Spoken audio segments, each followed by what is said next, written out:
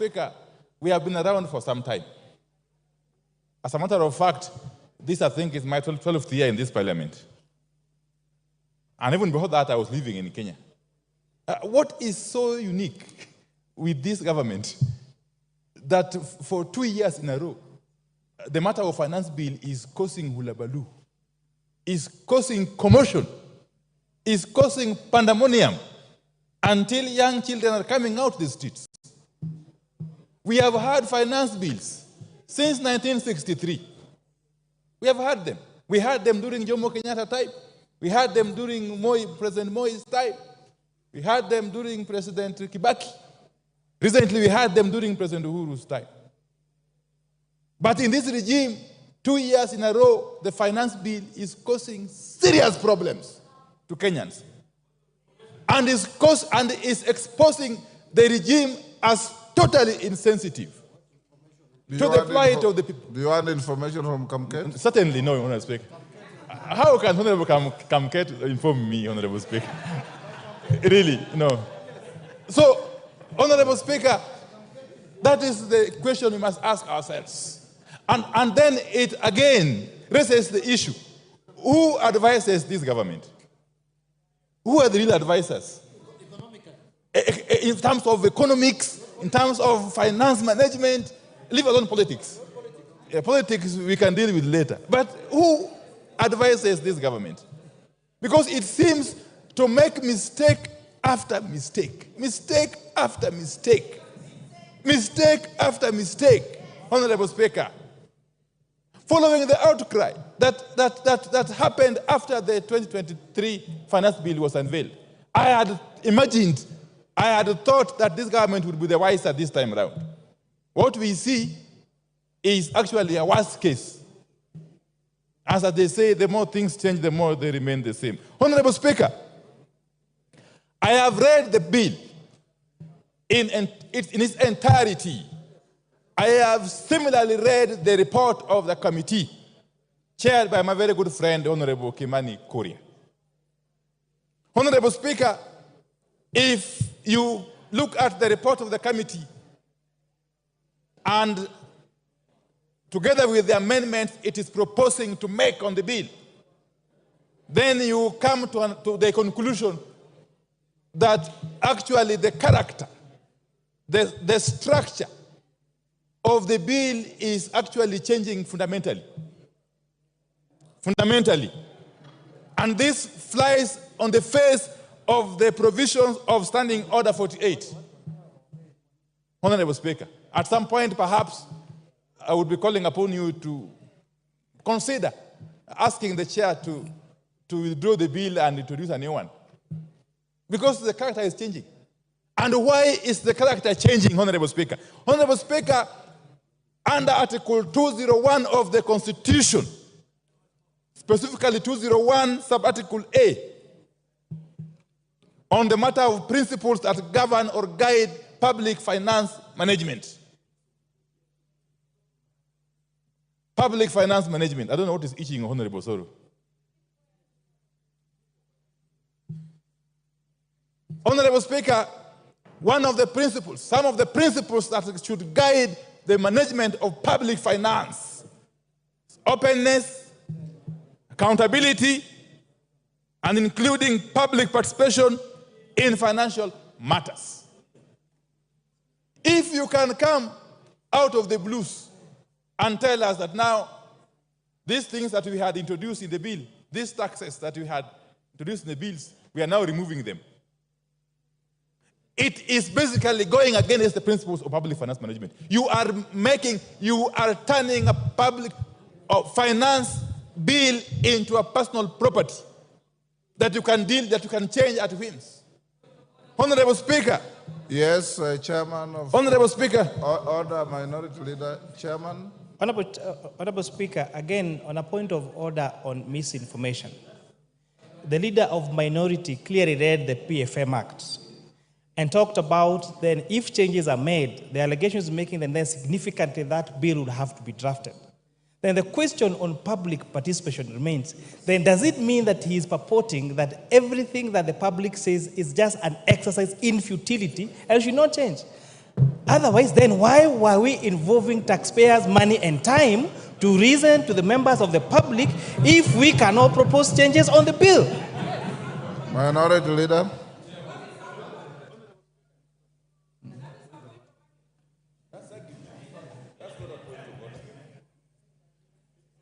Proceed. Give him the mic. You are giving the next. Give him his mic. Anyway, just come.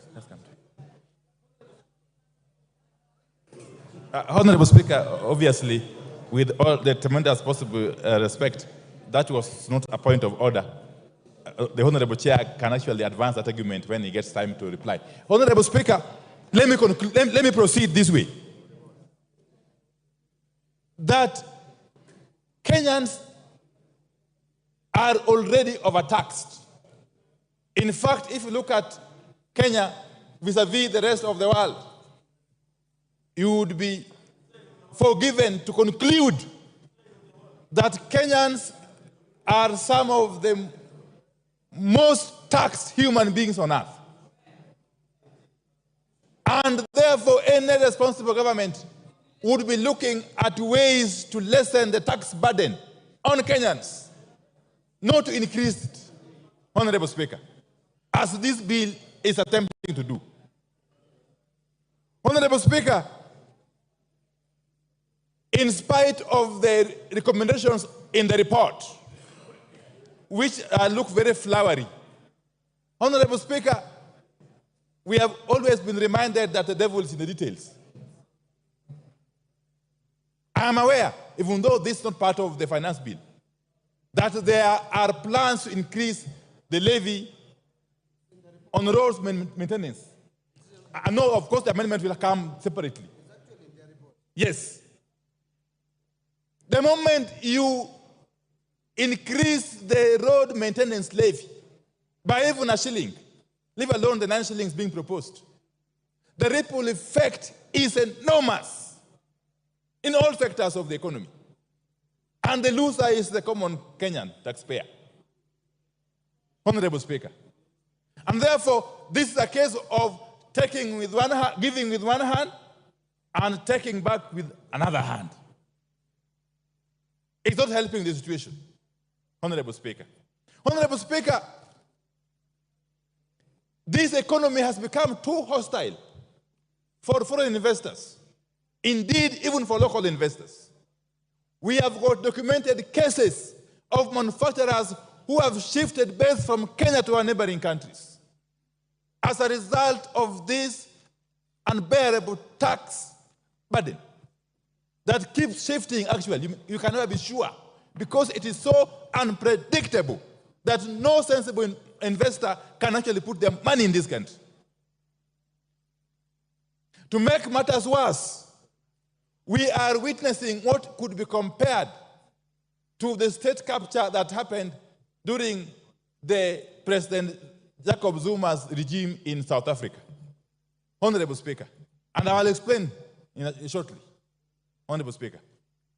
Honorable Speaker, if you take the case of the manufacturing sector, and specifically the steel and cement manufacturing sector, that sector is now under total control.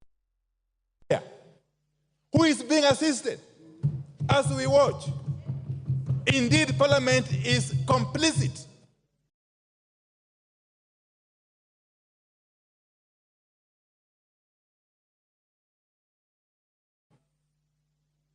We have a case where this one particular manufacturer is the only person who has the capacity to manufacture billets, which are used in the steel manufacture. And actually clinker, which is also used in the manufacture of cement. To make it worse, this same manufacturer, who has got the support of these people, Honorable Speaker, he is compelling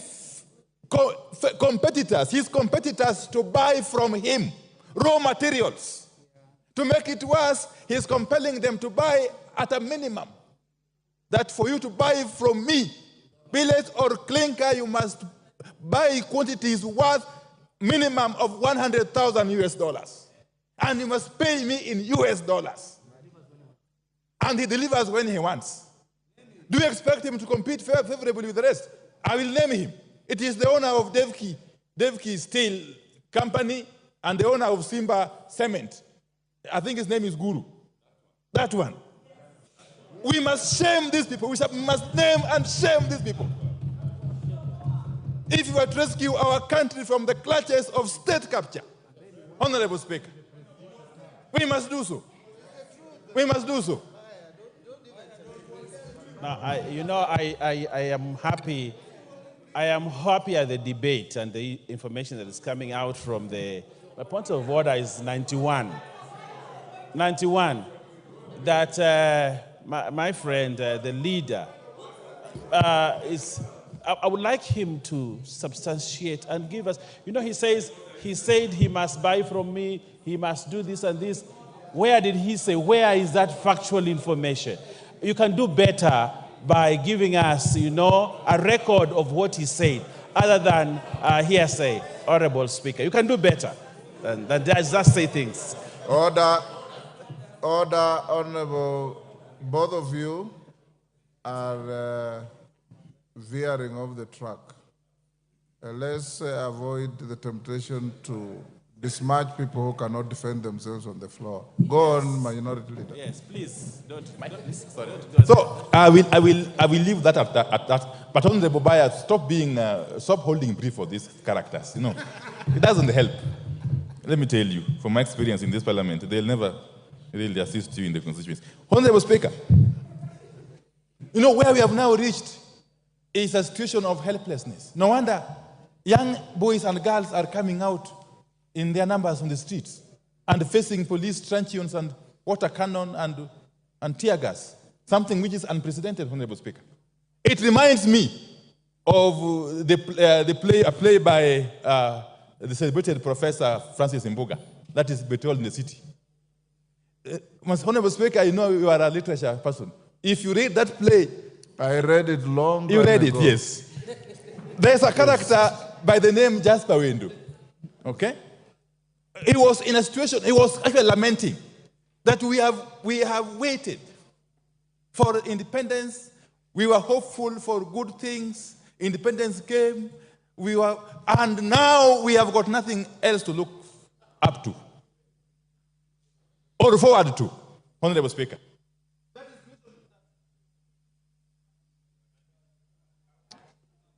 He has 15 minutes. Has he finished 15 That minutes? is the situation. Your time is up. Finish up in 1 minute. Children are finding themselves in this country. They have already lost hope. They are not seeing any hope in us as their leaders. And therefore, they have taken it upon themselves to come out to the streets to defend their rights, Honorable Speaker. And as they do so, those who are in charge of the instruments of the state, especially the Inspector General of Police, must be cautioned not to misuse those instruments to interfere with the enjoyment of constitutional rights by Kenyans who are free to picket, to demonstrate, to do sit-ins, and indeed to capture